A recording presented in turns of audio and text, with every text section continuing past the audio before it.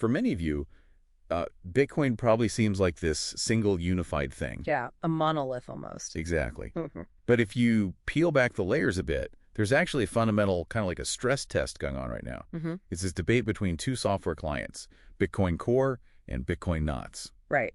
And this deep dive, we're really going to unpack what seems like a technical thing, what it really means for decentralization, resilience, Bitcoin's future. Okay, so first things first.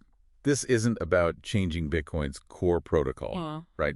The basic rules everyone agrees on. No, definitely not. That's crucial. It's about policy. These are the sort of discretionary rules individual nodes use for transactions that haven't been confirmed yet. Got it. Policy, not protocol. So let's talk about the players. Bitcoin Core. Okay, so Core is the foundation. It's the direct descendant of Satoshi's original software. Very conservative philosophy. Prioritizing stability, security. Exactly. And especially network neutrality. Their whole thing is relaying any valid transaction that pays a fee, even if it's for stuff like ordinals where, not everyone agrees on the use case. But there's a bit of a paradox there, isn't there? With the governance. Yeah, that's a really interesting point. While it's formally decentralized, you have maintainers, you have institutional funding from places like Blockstream, MIT, DCI, and that creates what some people are calling a de facto centralization of development power, kind of a decentralized centralization. Right. Okay, so that's Core. What about Bitcoin Knots? Knots is different. It's a fork of Core, been around since 2011, maintained by Loop Dash Jr., a veteran dev. And their philosophy. It's built on user sovereignty, basically your node, your rules, and this idea of monetary purity. Monetary purity. So they see things like ordinals. As spam, yeah. Yeah. They argue it degrades Bitcoin's main purpose as peer-to-peer electronic cash. So Knots gives you tools, filters, to reject those kinds of transactions. And Knots has seen a big surge recently. Huge surge. It went from under 100 nodes to over 4,400 by September 2025. That's nearly 18% of the network. Wow. It's really like a protest vote against Core's direction. People signaling they align with that monetary purity idea. Okay, so where does this actually cause friction? Like, technically? The main fault line is transaction filtering.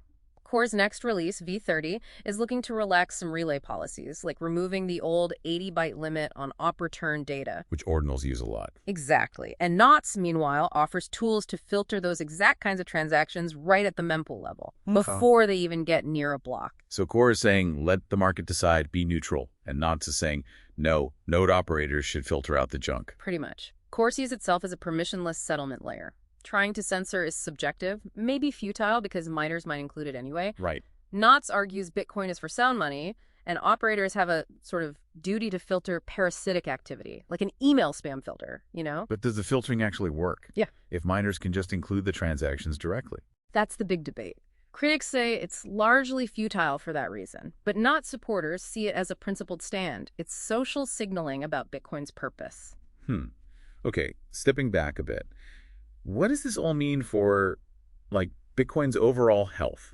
Client diversity, for instance. Why does that matter? It's incredibly important. Think of it as resilience, anti-fragility. No. If you have multiple clients and one has a critical bug, like we saw with Ethereum's Geth client, or even bugs in Bitcoin clients in the past. The network doesn't grind to a halt. Exactly. Others can keep running. It stops single points of failure. Plus, it fosters innovation and stops development power getting too centralized. It's like an insurance policy. Higher premiums, maybe, and complexity. Yeah, maybe higher premiums and complexity and coordination challenges. But it protects against those catastrophic black swan type failures. And this connects to the idea of protocol ossification, right?